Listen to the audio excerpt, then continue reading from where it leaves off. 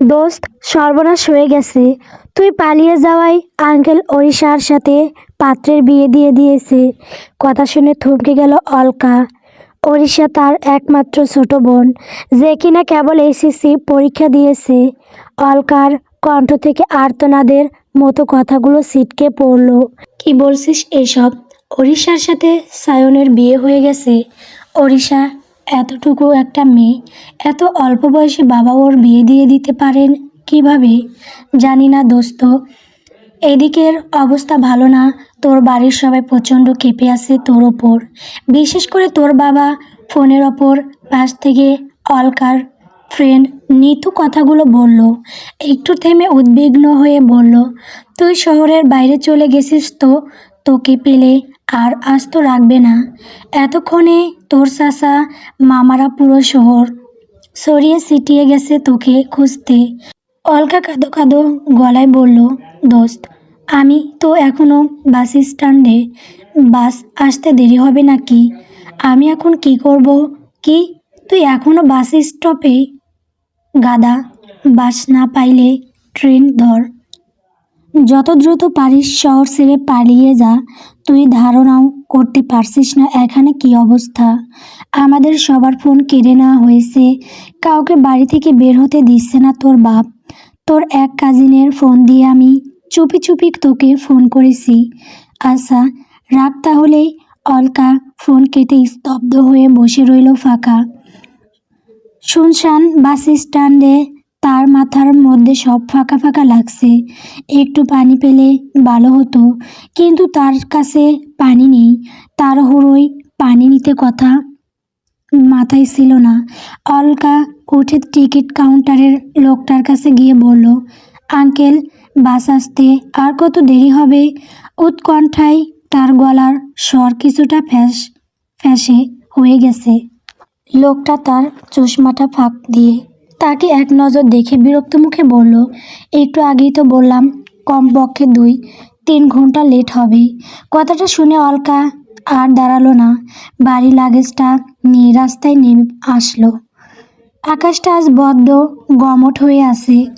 কাল বৈশাখী ঝড়ের পূর্বাভাস। অলকা আর দেরি করলো না। একটা রিক্সা ধরে যাত্রা শুরু করলো মোহনগঞ্জ রেল স্টেশনের উদ্দেশ্য। রেল স্টেশনে গিয়ে অলকার মাথায় হাত। ট্রেনের টিকিট শেষ। এদিকে সন্ধ্যা হয়ে আসছে। এলোমেলো বাতাস বইছে চারদিকে। নিরাশ মুখে এদিক সেদিক চাইতে হঠাৎ তার চোখে ধরা দিল একটা পরিচিত মুখ। তার ছোট চাচ্চু হন্যে হয়ে ট্রেনের প্রতিটা বগিতে তাকে খুঁজছে। অলকা দ্রুত মুখ ফিরিয়ে নিল। তড়িঘড়ি করে গলায় পেঁচানো স্কার্ফটা টেনে মাথায় তুলে দিল।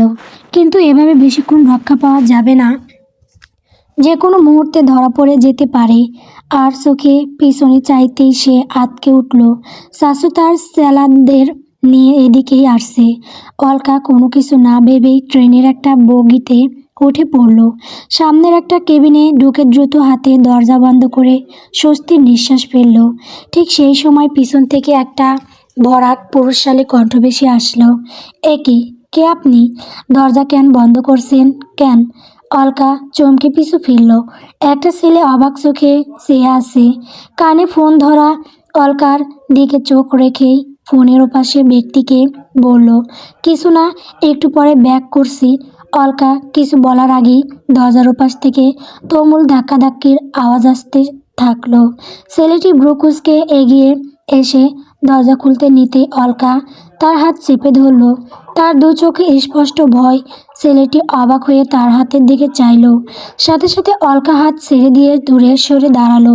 কাছুমাছু হয়ে ফিসফিস করে অনুরোধ জানালো, দরজাটা খুলবেন না প্লিজ। কিছু গুন্ডা বদমাশ আমার পিছু নিয়েছে। ওদের হাত থেকে আমাকে বাঁচান প্লিজ। ছেলেটা কিছুক্ষণ সন্দিহান চোখে চেয়ে রইল অলকার দিকে। অলকার তার পরক দৃষ্টিতে বেশিক্ষণ চোখ মেলে থাকতে পারল না। মাথা নত করে ফেলল। ওপাশ থেকে ততক্ষণে ধাক্কাধাক্কির বেড়ে গেছে। ছেলেটি ফোঁস করে একটা নিঃশ্বাস ফেলে দরজা খুলে বেরিয়ে গেল। তবে বাইরে থেকে দরজাটা বন্ধ করে দিল। অলকার তখন ভয়ে আধমরা কপালে আর নাকের ডগায় বিন্দু বিন্দু ঘাম জমে গেছে। তার বাপ চাচারা এমনিতে তাকে খুব স্নেহ আহ্লাদ করে, তবে এসব ব্যাপারে বিন্দুমাত্র ছাড় দিবে না। অলকার দরজার সাথে কান পেতে রইল। ছেলেটির কণ্ঠ ভেসে আসছে, কি ব্যাপার, এভাবে দরজায় ধাক্কাধাক্কি করা কেমন অভদ্রতা।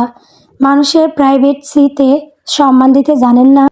সৈয়দ আদনান সাহেব এগিয়ে আসলেন, কেবিনের দিকে ইশারা করে উগ্র মেজাজের সাথে বললেন, আমরা ভেতরটা তল্লাশি করতে চাই। কী কারণে? আদনান সাহেব এমন কর্তৃত্বপূর্ণ কণ্ঠ শুনে ব্রুকুইসকে সামনের ছেলেটার আপাদ মস্তক দেখলেন। বুকে হাত বাজ করে সিনা চওড়া করে দাঁড়িয়ে আছে। তিনি একটু দমে গেলেন, ভদ্রতা বজায় রেখে বললেন, আমরা আমাদের মেয়েকে খুঁজছি। আমরা ওকে এইখানে উঠতে দেখেছি। কে দেখেছে? প্রায় সাথে সাথেই বলল ছেলেটি। এই প্রশ্নের উত্তরে কেউই কিছু বলতে পারল না। একে অপরের মুখ চাওয়াচাই করতে থাকলো। দেখুন, ভেতরে আপনাদের কোনো মেয়ে নেই, রয়েছে আমার ওয়াইফ, তাই আমি আপনাদের ভেতরে অ্যালাউ করতে পারছি না। আমি দুঃখিত, আপনাদের হয়তো কোথাও ভুল হয়েছে। ছেলেটির এত কথাও তাদের টলাতে পারল না। একজন সুন্ডা মতো লোক এগিয়ে এসে বলল, এই যে সকরা, বেশি কথা না জানো উনি কে? আপনারা যেই হন না কেন কারোর সাথে এমন আচরণ করতে পারেন না। একজন আর্মি অফিসারের সঙ্গে তো নয়। এবার লোকগুলো থতমত খেয়ে আদনান সাহেবের দিকে চাইল। এইদিকে ট্রেন ছাড়ার হুইলসের বাজিয়ে দিয়েছে। তিনি চোখের ইশারায় সবাইকে চলে আসতে বলল, তবে যাওয়ার আগে ছেলেটার দিকে একবার কঠোর দৃষ্টিপাত করে গেল। অরিদ কেবিনের ঠেলতেই অলকার কপালের সাথে ধাক্কা লাগলো। তাকে কপাল ডলতে দেখে অরিদ বলল, সরি, দাঁড়ানো উচিত ছিল। বাই দ্য ওয়ে, আপনি যে বললেন আপনাকে গুন্ডা তাড়া করেছে, কিন্তু মনে হয় উনি আপনার বাবা। বাবা নয়, চাচ্চু। আর আমি আপনাকে কিছু বলতে বাধ্য নই, তাই আমাকে কিছু জিজ্ঞেস করবেন না। সাহায্য করার জন্য ধন্যবাদ, অলকা একদমই বলে দিল। ট্রেন চলতে শুরু করতেই তার হুঁশ হলো। তড়িঘড়ি করে বের হতে নিতেই অরিদ আচমকা তার হাত ধরে বাধা দিল, আবার সাথে সাথেই ছেড়ে দিল। সরি, তবে আপনার এখনই বের হওয়া ঠিক হবে না। ওনারা বাইরের আছেন, আপনি আপাতত এখানে থাকতে পারেন, পরের স্টেশনে নেমে যাবেন। অলকা নিঃশব্দে মাথা নেড়ে একটা বার্থে বসলো। ট্রেনের ঝিকঝিক শব্দ কানে আসছে। ছোটবেলা থেকেই তার ট্রেনে চড়তে বেশ ভালো লাগে, বিশেষ করে ট্রেনের হালকা দুলুনি ভাবটা সে বেশ এনজয় করে। সে জানালা দিয়ে বাইরের দিকে চেয়ে রইল, তবে আর চোখে অরিদের দিকে লক্ষ্য করতে বোর হলো না সে। গায়ে ব্ল্যাক জিন্স আর সাদা গেঞ্জি, তার উপর আকাশি রঙের শার্ট, লম্বা চড়া সুপুরুষ, গাল ভরা মৃদু দাড়ি, পুরুষোচিত রক্ষতার প্রকাশ করছে। অরিদ হঠাৎ ফোন থেকে চোখ তুলতেই অলকা থতমত খেয়ে চোখ ফিরিয়ে নিল। নকল কাশির ছলে নিজেকে স্বাভাবিক করে বলল, আপনি কোথাও যাচ্ছেন? বান্দরবান। ফোনের দিকে চোখ রেখে বলল সে। ও, আপনার সাথে কেউ নেই? মানে আপনি একা যাচ্ছেন? অরিদ এবার চোখ তুলে অলকার দিকে চাইল। প্রকুশকে চেয়ে থেকে প্রশ্নটার পিছনের কারণটা বুঝতে চেষ্টা করলো। দুজন মানুষ একা কিভাবে হয়?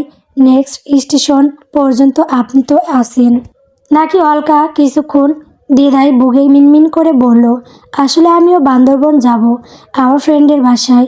আমি ট্রেনের টিকিট পাইনি, আবার রাতেও হয়ে গেছে, আবহাওয়াও ভালো না, আবার একা একটা ছেলের সাথে যেতেও ভরসা পাচ্ছেন না, তাই তো। অলকার কথা মাঝেই স্বাভাবিক স্বরে বলল অরিদ। অলকা নত মুখে মাথা নেড়ে সায় দিল।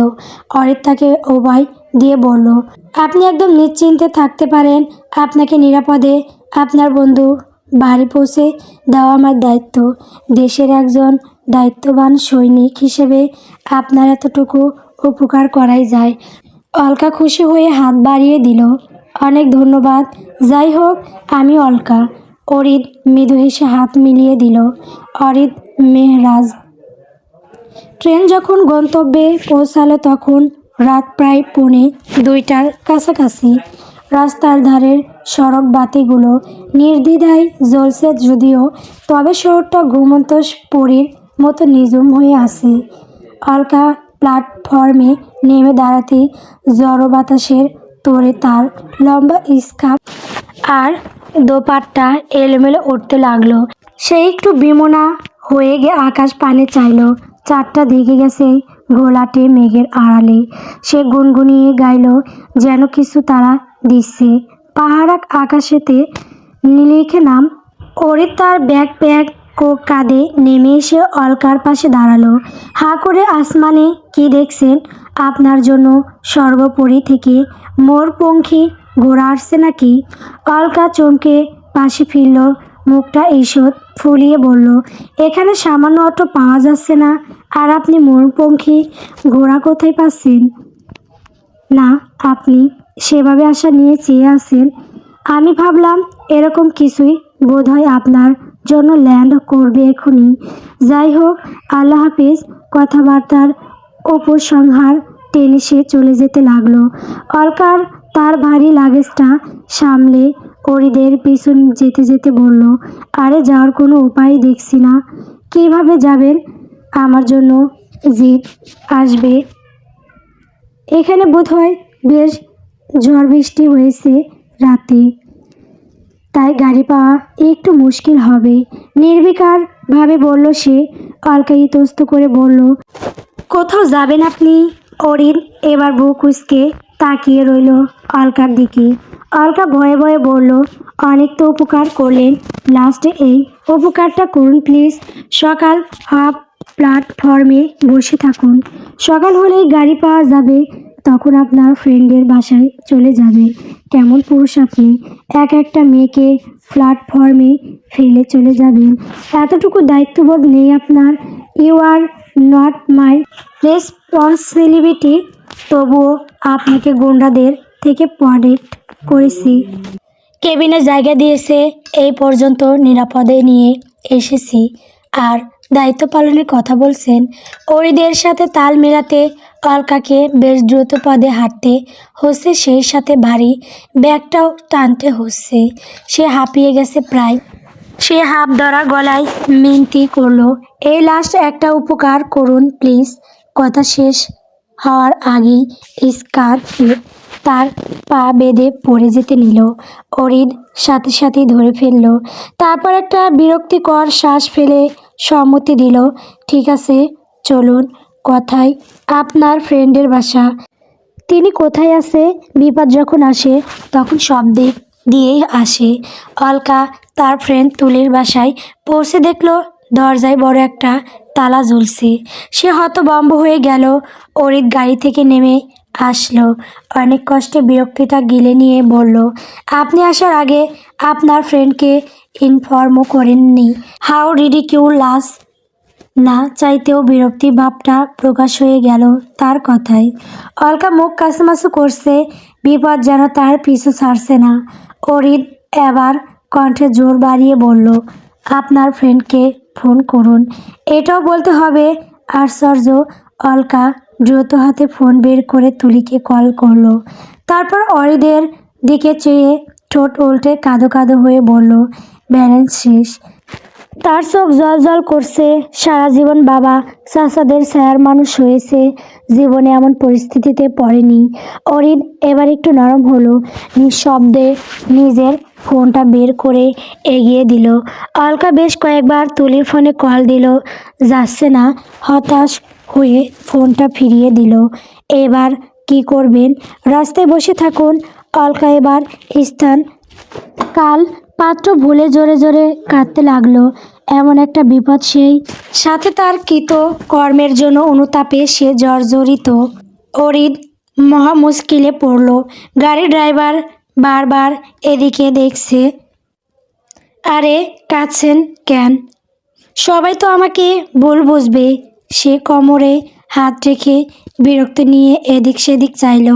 এ কার পাল্লায় পড়ল সেই। শেষে আশ্বাস দিয়ে বলল, আচ্ছা আমি একটা ব্যবস্থা করছি, আপনি প্লিজ কান্না থামান। অলকা কান্না থামালো। থেকে থেকে ফুপিয়ানির শব্দ হচ্ছে।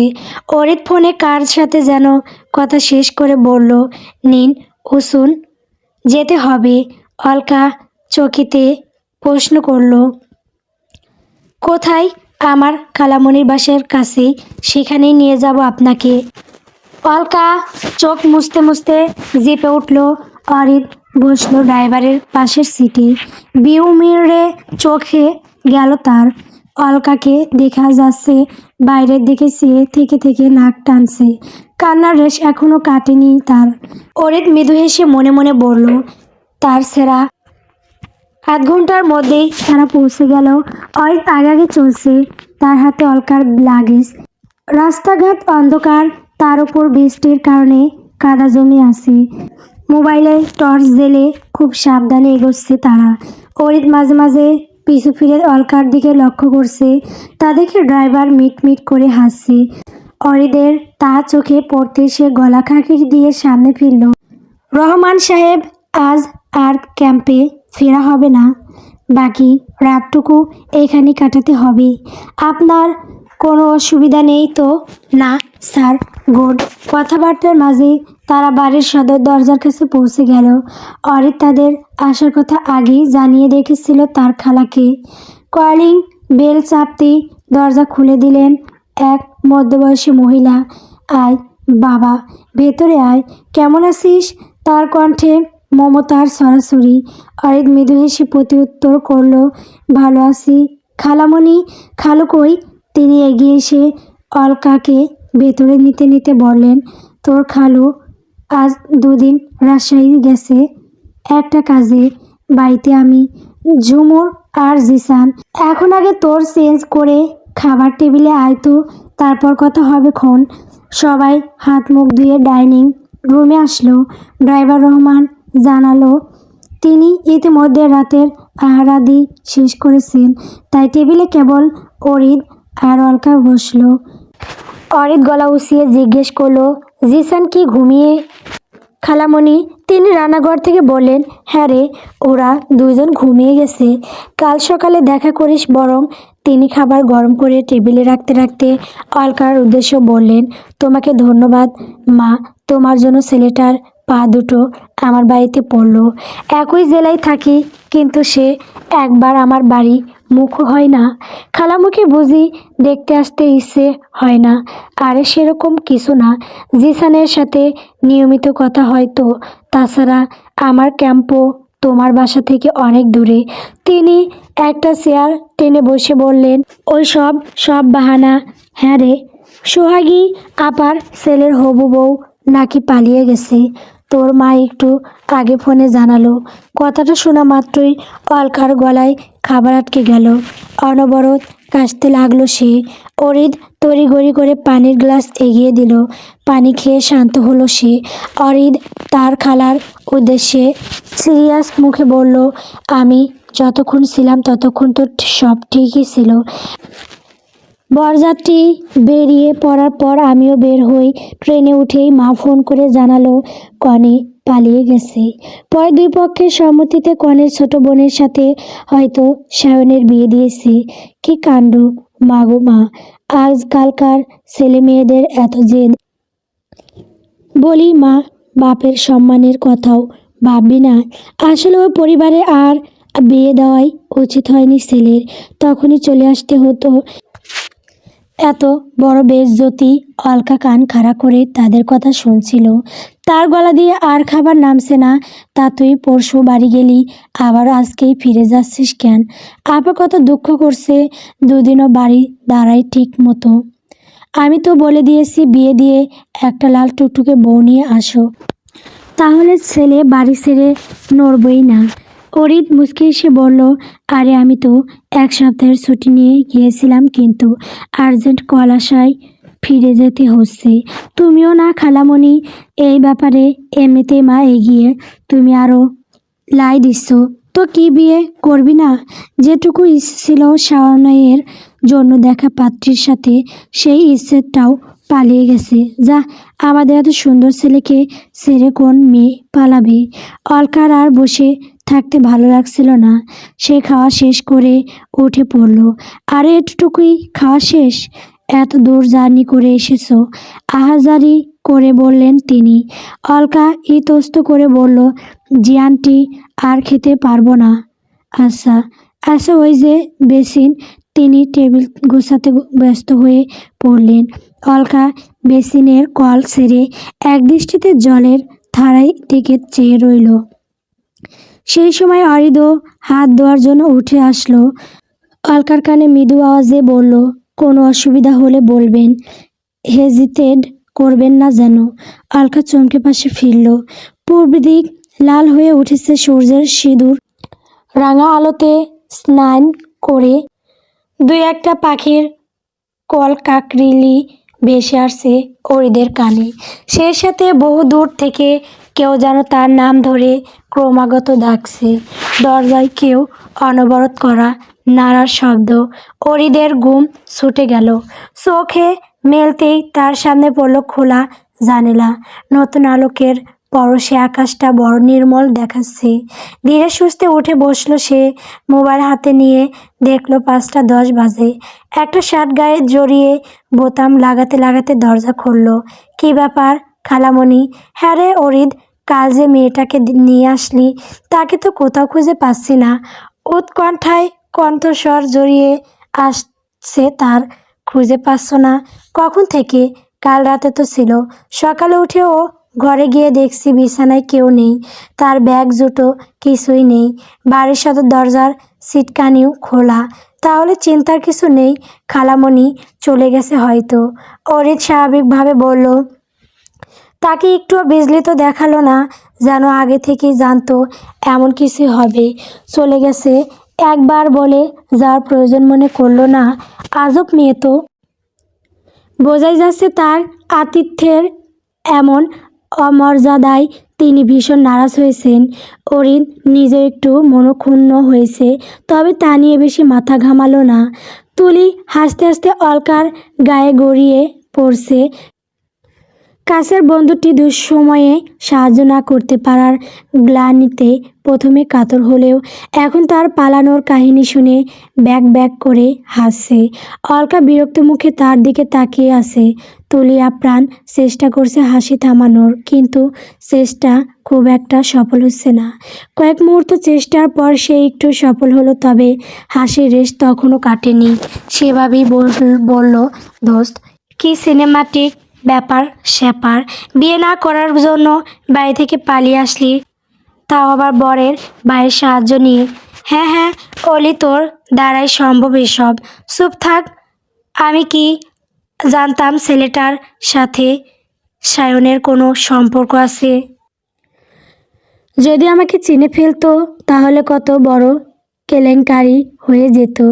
আর তুই বা কাল কোথায় মরেছিলি শুনি? আরে, আমাদের এক আত্মীয় মারা গিয়েছে কাল রাতে, সবাই সেখানেই ছিলাম। সকালেই আমি আর বাবা ফিরে এসেছি। মা বিকালে আসবে হয়তো। তবে একটা কথা, ছেলেটা কিন্তু বেশ ভালো। সে না থাকলে তোকে খুব বিপদে পড়তে হতো। হুঁ, তা আবার বলতে। শাশু কান ধরে বাড়ি নিয়ে যেত, তারপর হয়তো ঘরে আটকে রেখে 2 দিনের মধ্যে কোনো পাত্র দেখে বিয়েও সেরে ফেলতো। তো এখন কি করবি? তোর বাড়ির সবাই তো সে পরিমাণে ক্ষেপে আছে। আপাতত বাড়িমুখো হব না। আমার চিন্তা হচ্ছে অরিককে নিয়ে। ওকে ফোনে পাচ্ছি না, কী যে করি। মেয়েটা কেমন আছে কি জানি। কিন্তু তুই এভাবে ছেলেটাকে না বলে কয়ে চলে আসলি কেন? কি মনে করলো সে? এখন যেহেতু তোদের মধ্যে একটা আত্মীয়তার সম্পর্ক হয়েই গেছে, তখন তো মাঝে মধ্যে দেখা সাক্ষাৎ হতে পারে। একটু বেশি অভদ্রতা হয়ে গেল না? অলি এক কথায় অলকাকে একটু দ্বিধান্বিত দেখালো। তুলি আবার বলল, না মানে, চেনা নেই জানা নেই, এ তো উপকার করলো তোর। সে না থাকলে পথিমধ্যে কত বিপদ আপদ হতে পারতো, সেই হিসেবেই বললাম আর কি। কি করতে বলিস তুই? আরে, তাকে ফোন করে একটা সিম্পল সরি তো বলতে পারিস। নাম্বার নেই তোর কাছে? অলকা একটু ভেবে বলল, আমার কাছে নাম্বার নেই, তবে তোর ফোনে থাকতে পারে। মানে, আমার ফোনে কিভাবে? আরে, আমার ফোনে ব্যালেন্স শেষ হয়ে গিয়েছিল, তাই তার ফোন দিয়ে তোকে কল করেছিলাম রাতে। আচ্ছা দেখছি। হুম। এই এই পেয়েছি, এই নিয়ে ধর, রিং হচ্ছে। অলকা ফোনটা হাতে নিয়ে নার্ভাসনেস কমানোর চেষ্টা করে একটু আসলো। সরিষা বারান্দায় টবে লাগানো ফুল গাছগুলোতে পানি দিচ্ছে। তার শ্বশুর বাড়িটা বেশ নিরিবিলি, 4টা কামরা, বসার ঘর আর রান্নাঘর নিয়ে ছোট বাড়িটা। বাড়ির সামনে এক চিলতে উঠানো আছে, সেখানে তার শাশুড়ি মা মৌসুমি সবজির বাগান করেছে। বাড়িতে সদস্য সংখ্যাও সীমিত, তার বর আর শাশুড়ি। তবে বিয়ের কারণে দুপুর পর্যন্ত বাড়িটা লোকারণ্য হয়েছিল। শেষ বিকেলের মরা রোদ এসে ওড়িশার মুখের একপাশে পড়েছে, ফলে সেদিকটা সোনা গলানো রঙের মতো উজ্জ্বল দেখাচ্ছে। ঝিরঝিরি বাতাসে কপালের ছোট ছোট চুল আর আঁচল উড়ছে আলতো করে। সায়ন বারান্দার রশিতে ভেজা তোয়ালে দিতে এসে তাকে দেখলো। কিছুক্ষণ চেয়েছে। সে এমনিতেই চুপচাপ, কম কথা বলা মানুষ, তার উপর বিয়েটা এমনভাবে হয়েছে, তাই মেয়েটার সাথে তার তেমন কথা হয়নি এখনো। কাল রাতে সে জিজ্ঞেস করছিল ডিনার করেছো কিনা। মেয়েটা উত্তরে শুধু নিঃশব্দে মাথা নাড়িয়েছিল। সে একটু কাশি দিয়ে ওড়িশার মনোযোগ আকর্ষণের চেষ্টা করলো। ওড়িশা চমকে পিছু ফিরতেই সায়ন বলল, আমার 1 কাপ চা চাই। পারবো না মানে? সায়ন হয়তো বম্ব হয়ে গেল এমন কথায়। মানে আমার নাম ওড়িশা জান্নাত। সুন্দর করে বলুন। ওড়িশা 1 কাপ চা করে দিবে প্লিজ। এভাবে মিষ্টি করে আর্জি করলে শুধু চা কেন, চায়ের সাথে টাও দিতে পারি। সায়ন গম্ভীর মুখে দাঁড়িয়ে রইল, কিছুই বলল না। ওড়িশা এক ছোট্ট নিঃশ্বাস ফেলে বলল, কষ্ট হলে বলার দরকার নেই, আপনি বসুন, আমি চা করে নিয়ে আসছি। ওড়িশা ঝটপট 2 কাপ চা নিয়ে বারান্দায় রাখা ছোট টেবিলটাতে রাখলো। তারপর সায়নের মুখোমুখি চেয়ারে পা তুলে আরাম করে বসলো। সায়ন নিচু স্বরে বলল, ধন্যবাদ। ওড়িশা চায়ে চুমুক দিতে দিতে সরাসরি সায়নের দিকে চেয়ে রইল। এতে সায়ন অস্বস্তি বোধ করছে, যা তার কাছে বেশ উপভোগ্য। সে আচমকা বলল, গান গাইতে পারেন আপনি? না। সায়নের চোখে বাইরের দিকে, তবে মন কোথাও স্থির নেই। তার আকর্ষণ এখন সামনের মেয়েটার দিকে। আমি পারি, কিন্তু এমনি এমনি কখনো গাই না। আমার গান শুনতে চাইলে বকশিস দিতে হবে। আমি তো শুনতে চাইনি। ওড়িশা জোর গলায় বলল, কিন্তু আমি শোনাতে চাইছি। মানে জোর করে গানও শোনাবে, আবার বকশিসও আদায় করবে। ওড়িশা চোখ দুটো ছোট ছোট করে বলল, এত কৃপণ আপনি? এমনিতেই নতুন বউকে কোনো উপহার দেননি, আবার এখনও কৃপণতা করছে। সি। এ কথায় সায়ন একটু অপ্রস্তুত হলো। সে ইতস্ত করে বলল, কি চাই তোমার? ওড়িশা একবার অভিমানী চোখে চাইল, তারপর কিছু না ভেবে ফট করে বলল, কাল আমাকে বেড়াতে নিয়ে যেতে হবে। সায়ন অবাক হয়ে গেল। আর কিছু চাই না? ওড়িশা আদুরি ভঙ্গিতে মাথা নাড়ল। দুজনে অনেকক্ষণ সামনে আকাশ পানে চেয়ে বসে রইল। দল বেঁধে পাখিরা নিড়ে ফিরছে। খুব স্বাভাবিক একটা দৃশ্য, কিন্তু ওড়িশার কাছে ভীষণ ভালো লাগছে সময়টা। আকস্মিক এমনভাবে বিয়ের বন্ধনে আবদ্ধ করে দেওয়ার জন্য তার রাগ হওয়া উচিত হচ্ছিলও কাল পর্যন্ত, কিন্তু যখন গাইতে সায়ন তার চোখ মোছার জন্য রুমাল এগিয়ে দিল, তার চোখে সেই নিজের জন্য অন্যরকম কিছু একটা দেখেছিল। তারপর থেকে শত চেষ্টা করেও আর রাগটা আসছে না। কাল রাতেও সে সায়নের সাথে রাগ করে কথা বলেনি, কিন্তু বাকপটু তার জন্য বেশিক্ষণ কথা না বলা বড় কঠিন অত্যাচার। চোখে বুঝে সে হঠাৎ সুরেলা কণ্ঠ গেয়ে উঠল, আমার হিয়ার মাঝে লুকিয়ে ছিলে দেখতে আমি পাইনি, তোমায় দেখতে আমি পাইনি। পাশেই একজোড়া মন্ত্রমুগ্ধ চোখ প্রশংসার দৃষ্টিতে চেয়ে রইল। গোসল সেরে মাথা মুছতে মুছতে বাথরুম থেকে বেরিয়ে আসলো মেজর অরিন মেহরাজ। বাইরে থেকে এসে তার প্রথম কাজ গোসল করা।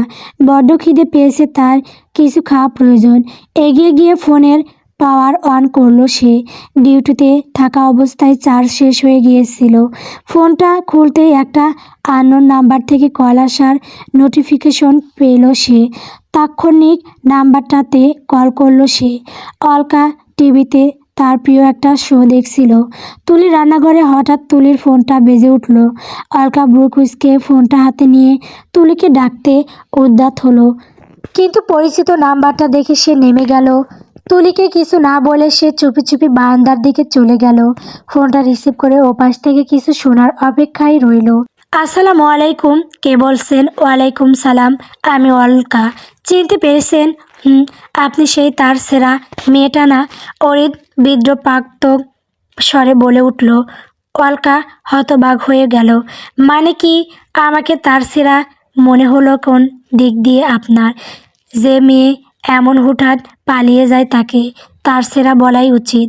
অলকা অনুতপ্ত স্বরে বলল, সরি, আমি আসলে একটা সমস্যার কারণে নিরুপায় হয়ে আপনাকে না জানিয়ে চলে এসেছি। আমি ভীষণ দুঃখিত সেজন্য। অরিত গম্ভীর গলায় বলল, সমস্যাটা কি ছিল? আমি বলতে চাই না ভীষণ অকওয়ার্ড ব্যাপারটা। আপনার সমস্যাটা আমি ধরে ফেলেছি। অলকার গলার স্বর রুদ্ধ হয়ে আসে। সে ডোক গিলে বলে, মানে আমি ভুল না? আপনি সেই পালিয়ে যাওয়া কনে যার সাথে সায়নের বিয়ের হওয়ার কথা ছিল? অরিত কঠিন গলায় বলল। অলকা মিনমিন করে বলল, আপনি কিভাবে বুঝলেন? দুয়ে দুয়ে চার মেলানোটা কি খুব কঠিন ছিল?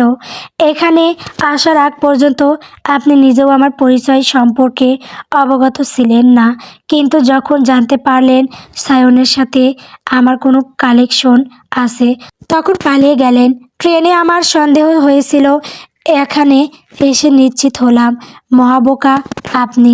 সন্দেহ হলো আমাকে এত সাহায্য করলেন কেন? অলকা কৌতূহল নিয়ে বলল। এ পর্যায়ে অরিত নিশ্চুপ হয়ে গেল। আসলে উত্তরটা তার কাছেও দুআশা। ট্রেনে অলকার বিদ হরিণীর মতো চোখ জোড়া দেখে কিছুক্ষণ তার হৃদয় বিবশ হয়ে গেছিল। খুব করে মনে হয়েছিল তার সাহায্য মেয়েটির একান্ত প্রয়োজন। সে অলকার প্রশ্নটা কৌশলে এড়িয়ে গেল। আপনাকে একটা উপদেশ দিই, পালিয়ে যাওয়ার কোনো সমস্যার সমাধান নয়, এতে সমস্যা আরও জটিল হয়। এমন খেয়ালি পোনার কোনো কারণ আছে? মানে যদি আপনার অন্য কাউকে পছন্দ থাকে সেটা পরিবারে জানানো উচিত ছিল। অলকা গোমরা মুখে বলল, না সেরকম কিছু না। অরিদের কেন জানি কথাটা খুব ভালো লাগলো। মৃদু হাসির রেখা দেখা দিল তার ঠোঁটের ভাঁজে। প্রশয় মাখা কণ্ঠে বলল, তাহলে বিয়ের আসর থেকে পালিয়ে আসা কেন? মেয়ে। অলকা উদাসী মনে বলল, আসলে আমি আরেকটু সময় নিজের সাথে কাটাতে চাই, নিজেকে একটু গুছিয়ে নিতে চাই। একটা সম্পর্কে জড়ানোর জন্য অবশ্যই মানসিক প্রস্তুতির প্রয়োজন আছে। খারাপ লাগছে আমার বোনটার জন্য। এত অল্প বয়সে সংসারের মতো ব্যাপারটা ও কীভাবে সামলাতে পারবে? অরিত তাকে ভরসা দিয়ে বলল, যা হয়ে গেছে তা তো বদলানো যাবে না। ট্রাস্ট মি, সায়ন খুব ভালো ছেলে, ও আপনার বোনের কোনো অযত্ন হতে দেবে না আশা করছি। অলকা একটা ছোট্ট নিঃশ্বাস ছেড়ে বলল, তাই যেন হয়। ছয়। অলকা বেশ কিছুদিন পর তার নিজের সিম কার্ড চালু করলো। এতদিন একটা অব্যবহৃত সিম দিয়ে কাজ চালাচ্ছিল। সিম চালু করার কয়েক মুহূর্তের মধ্যেই অলকার ছোট শাশুর কল আসলো। তিনি প্রথমটা জকা করলেন খুব। তারপর অলকা এমন আকুল হয়ে কাঁদতে লাগলো যে তার মন ভিজে গেল। তিনি উভয় দিয়ে বললেন অলকার বাবাকে বুঝিয়ে কিছু দিনের মধ্যেই অলকাকে বাড়িতে আনার ব্যবস্থা করবেন। অলকা নিশ্চিন্ত হয়ে গেল। ছোট শাশু যেহেতু বলেছেন তখন সব ঠিক হতে বাধ্য। অরিশা রান্নাঘরের শাশুড়ির হাতে হাতে কিছু কাজ করছিল। তিনি বললেন, তোমাকে আর কিছু করতে হবে না আর অরিশা, ঘরে গিয়ে বিশ্রাম নাও। এই নাও চায়ের কাপটা সায়নকে দাও। অরিশা চায়ের কাপ নিয়ে শোবার ঘরে চলে আসলো। তার শাশুড়ি মা মানুষটা বেশ ভালো, বিধবা মানুষ, কোনো ঝুট ঝামেলার মধ্যে নেই। সে ঘরে এসে দেখলো সায়ন কিসের যেন ফাইলপত্র ঘাটাঘাটি করছে। চশমায় ঢাকা চোখ দুটো তাকে একবার দেখে নিল। অরিশার হাত থেকে চায়ের কাপ নিতে নিতে সিরিয়াস গলায় বলল, তুমি অনার্সে ভর্তি হয়েছো কোথায়? অরিশা অবহেলার স্বরে বলল, কোথাও না। সায়ন অবাক হয়ে বলল, মানে কি? আগামীকাল না ভর্তির শেষ তারিখ, এখনো ভর্তি হওনি কেন? ভর্তি হওয়ার কোনো ইচ্ছা নেই আমার। এটা কেমন কথা? কারো প্রতি রাগ থেকে এমন ডিসিশন নিও না যার জন্য ভবিষ্যতে পস্তাতে হয়। অরিশা চুপ করে থাকলো। বাবার প্রতি খুব অভিমান হচ্ছে তার। বিয়ের পর থেকে সে আর বাবার বাড়ি যায়নি। রাগে ক্ষোভে সায়ন তার দিক থেকে কোনো প্রতিউত্তর না পেয়ে নিজেই বলল, কালকে আমার সাথে ভর্তি হতে যাবা তুমি? অরিশা চলে যাচ্ছিল, হঠাৎ সায়ন বলে উঠল, তুমি কি গানের ক্লাসে ভর্তি হতে চাও? অরিশা অরিশা অবাক হয়ে গেল, আপনি কেমন করে জানলেন? আমার মনে হলো বাবা মানবেন না, তিনি পছন্দ করেন না গান বাজনা। তুমি কি চাও বলো? তোমার চাওয়ার গুরুত্ব বেশি এখানে। অরিশা কিছু বলতে পারল না। সায়ন বলল, আচ্ছা তুমি ভেবে জানিও, তবে একটা কথা বলি, তোমার গানের গলা চমৎকার। অরিশা খুশিতে ঝলমলিয়ে উঠল। আরেক কাপ চা খাবেন? সায়ন মৃদু হেসে বলল, হলে মন্দ হয় না, সাথে তোমার জন্যও নিয়ে এসো এক কাপ। ইদানিং তাদের চায়ের আড্ডাটা অবধারিত হয়ে গেছে। প্রতিদিন অফিস থেকে ফিরে সায়ন ওড়িশার বারান্দায় বসে থাকে খানিকক্ষণ। সাথে থাকে 2 কাপ ধোয়া ওঠা গরম চা। তখন তাদের লাগে এক জোড়া চড়ুই পাখির মতো উচ্ছল। সায়নের কম কথা বলাটা ওড়িশার বেশি কথা বলার মধ্যে দিয়ে পুষিয়ে যায়। ঠিক ঠিক দুপুরের রোদটা আজ একটু বেশি তীক্ষ্ণ। অলকা বাসের জানালার সাথে মাথা ঠেকিয়ে বসে আছে। মাথার মধ্যে বিভিন্ন ধরনের চিন্তা বিজলির মতো ঝিলিক দিয়ে যাচ্ছে তার। কিছুদিন আগেও সে ভাবতে পারেনি এমন করে পালাতে হবে তাকে, তার নিজের বাড়ি থেকে, নিজের মানুষদের থেকে। একটা দীর্ঘশ্বাস উঠে আসলো অলকার বুক চিরে। বাড়িতে ফিরলে কি সব আবার আগের মতো হবে, নাকি তার পালিয়ে যাওয়াটা সারা জীবনের জন্য তার সাথে তার পরিবারের দূরত্ব সৃষ্টি করে দিবে? বুকের ভেতর জমে থাকা ভয়টা ক্রমে ক্রমে হালকা হচ্ছে, তবে নিশ্চিন্ত হতে পারছে না সে। বিশেষ করে অরিশার কথা ভেবে মন কাঁদছে তার। বাস গন্তব্যে পৌঁছাতে মাঝরাত হয়ে গেল। নির্ধারিত বাস স্টপে বাস থামতে অলকা বাস থেকে নেমে আসলো। আদনান সাহেবকে দেখতে পেল সে। মুখটা কঠোর করে রাখলেও চোখে সুপ্ত প্রশ্রয়ের ছায়া তার। অলকা মনে মনে হাসলো। তিনি অলকাকে সবচেয়ে বেশি স্নেহ করেন। ছোট থেকে অলকার সব আবদার তার কাছেই। তিনি এগিয়ে এসে অলকার লাগেজটা হাতে তুলে নিলেন। গম্ভীর মুখে বললেন, কি আসতেই তো হলো আমাদের কাছে। অলকা ফিক করে হেসে ফেলল। পরক্ষণে কাছুমাছু মুখে বলল, বাবা কি জানে আমার আসার কথা? পাগল নাকি? এখন কদিন তোর বাবার সামনে যাওয়ার দরকার নেই, খুব ক্ষেপে আছে বুঝলি। একটু বিরতি দিয়ে তিনি আবার বললেন, এখন গিয়ে চুপচাপ ঘরে ঢুকে যাবি, কারো সামনে যাওয়ার দরকার নেই, কাল সকালে যা হওয়ার হবে। চুপি চুপি চোরের মতো বাড়িতে ঢুকলো অলকা। আদনান সাহেব সাবধানে দরজা খুললেন, যাতে কোনো বাড়তি শব্দ না হয়। বসার ঘর অন্ধকারে ডুবে। কোথা থেকে আসা এক ফালি সরু আলোক রশ্মি অন্ধকারটা তরল করে তুলেছে। আবছায়া তৈরি হয়েছে এখানে সেখানে। অলকা পা টিপে টিপে সিঁড়ির দিকে এগোলো। সেই মুহূর্তেই চারদিকে আলো ঝলমলিয়ে উঠল। সোফায় পায়ের ওপর পা তুলে রাজকীয় রঙে বসে আছেন অলকার বাবা সৈয়দ আশরাফ হোসেন। আদনান সাহেব মনে মনে জিভ কাটলেন। এভাবে ধরা পড়ে যাবেন বুঝতে পারেননি। অলকার মেরুদণ্ড বেয়ে একটা ভয়ে মিশ্রিত ঢেউ নেমে গেল। সে সভয়ে পিছনে তাকালো। বাবার বজ্রকঠিন মুখটা দেখে গলা শুকিয়ে গেল তার। বাঁচার জন্য আদনান সাহেবের দিকে কাতর চোখে চাইল সে। আদনান সাহেব কিছু বলার আগেই অলকার বাবা মেঘ গর্জনে বলে উঠে, কেন ফিরে এসেছো তুমি? এ বাড়ির সাথে তোমার কোনো সম্পর্ক নেই, আর যার সাথে চলে গিয়েছিলে তার কাছেই ফিরে যাও। অলকা অবাক হয়ে গেল। আদনান সাহেব ব্যাপারটা এড়িয়ে যেতে বললেন, আহা, এখন সব থাক, বাড়ির মেয়ে বাড়িতে ফিরে এসেছে, এটাই অনেক। যা অলকা, তুই ঘরে যা। না, কোথাও যাবে না ও। কি ভেবেছে এভাবে আমার মুখে চুলকানি মাখিয়েও বেঁচে যাবে? পুরো বংশে রটে গেছে ওর কলঙ্কারি। তিনি উত্তেজিত হয়ে দাঁড়িয়ে গেলেন। আদনান সাহেব বিনয়ের সাথে বললেন, কিন্তু বড় ভাই, এখন তো কিছু করার নেই। ছোট মানুষ বুঝতে পারেনি। আমরা যদি এভাবে ওকে দূরে ঠেলে দিই তাহলে কিভাবে হবে? ও এ বাড়িতে একটা শর্তেই থাকতে পারবে। আমি যখন ঠিক করব, যেখানে ঠিক করব সেখানেই বিয়ে করতে হবে, কোনো কথা ছাড়া। এই একটা শেষ সুযোগ ওকে দিতে চাই। অলকা চমকে চোখ তুলে চাইল। আশরাফ সাহেবের উচ্চকণ্ঠে বাড়ির সবাই বসার ঘরে এসে জড়ো হয়েছিল। তিনি কথা শেষ করে একবার সবার দিকে দৃষ্টিপাত করলেন, তারপর দ্রুতপদে স্থান ত্যাগ করলেন। অলকা বিষণ্ণ মুখে ঘরের দিকে পা বাড়ালো। শহরে বড় আয়োজন করে সন্ধ্যা নামছে রাস্তার ধারে, গলির মোড়ে সোডিয়াম বাতির আলো পিচ ঢালা রাস্তায় পিছলে পড়ছে। ওড়িশা একটা ল্যাম্প পোস্টের নিচে দাঁড়িয়ে আছে, তন্ময় হয়ে সে দেখছে ব্যস্ত সড়কের কোলাহল। সে এখানে গানের ক্লাস করতে আসে সপ্তাহে 3 দিন। সায়ন অফিস থেকে ফেরার পথে তাকে নিয়ে যায়। ওড়িশা ধৈর্যহারা হয়ে পড়ছে।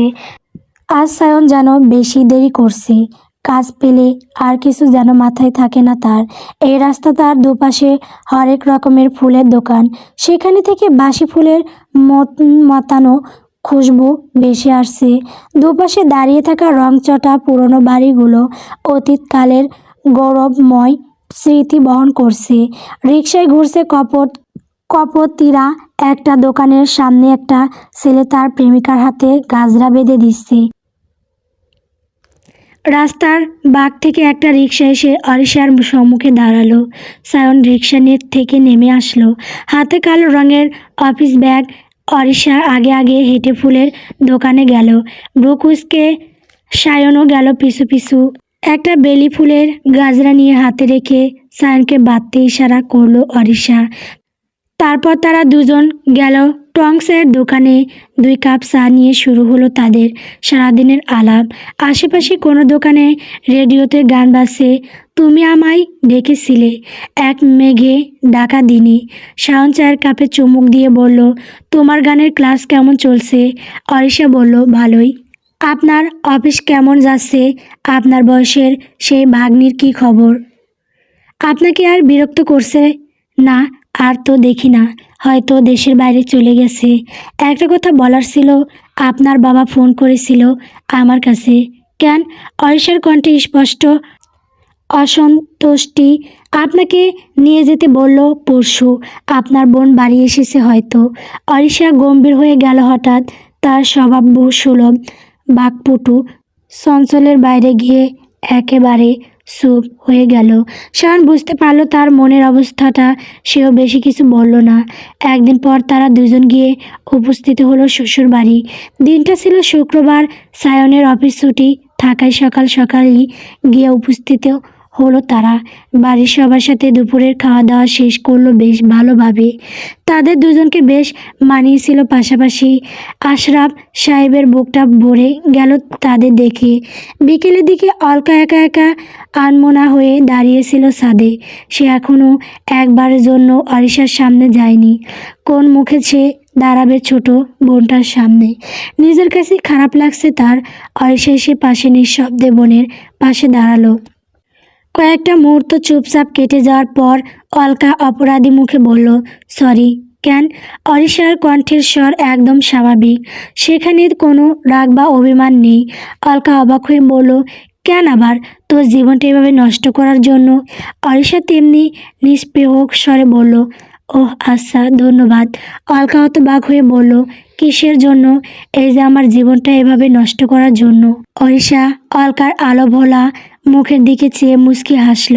চোখ দুটো দূরে নিবদ্ধ করে বলল, সায়ন খুব ভালো, আমাকে যথেষ্ট স্পেস দেয়। সবচেয়ে বড় কথা, আমার ইচ্ছা অনিচ্ছাকে প্রাধান্য দেয়। এই কয়েকদিনের সংক্ষিপ্ত সংসারটাকে ভীষণ ভালোবেসে ফেলেছি রে। এই ধাপটা আমার জন্য ব্লেসিং। অরিশা কথা শেষ করে একটা হাসি দিয়ে চলে গেল। অলকা আম্মুকের মতো চেয়ে রইল তার যাওয়ার দিকে। তবে অরিশা ভালো আছে জেনে তার নিজেরও ভারমুক্ত মনে হলো। কিন্তু তার স্বস্তি বেশিক্ষণ স্থায়ী হলো না। নিশ্চিন্তে রাতটুকু কাটাতে পারল না। নিজের প্রতি করুণা হলো তার। গল্প বকুল বনের হিয়া। গল্পটি কেমন হয়েছে কমেন্ট করে বলবেন। পরবর্তী পর্ব পাওয়ার জন্য আমার চ্যানেলটিকে সাবস্ক্রাইব করবেন। ধন্যবাদ।